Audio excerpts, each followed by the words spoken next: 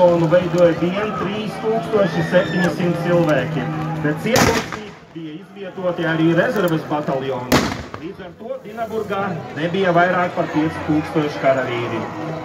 Udino's forces included 3 infantry divisions, 2 lightly armed cavalry brigades and 1 heavily armed cavalry division, a total of 28,000 men.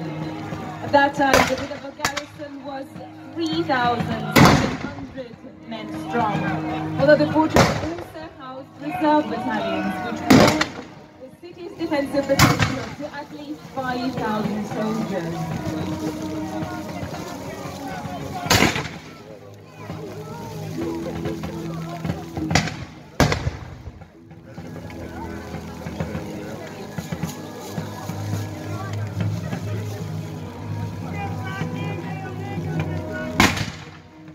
Un šobrīd uz tilta mēs redzam aktīvi darbojas ģenerālmajors Gamens.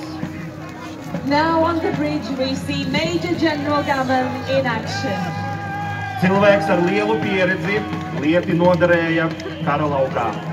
He was a seasoned soldier and was a very important figure on the battlefield. Dinaburgas militāro vienību vadītājs ģenerālmajors Aleksejs Gamens. Sākoties 1812. gada karam, viņš komandēja 3000 cilvēku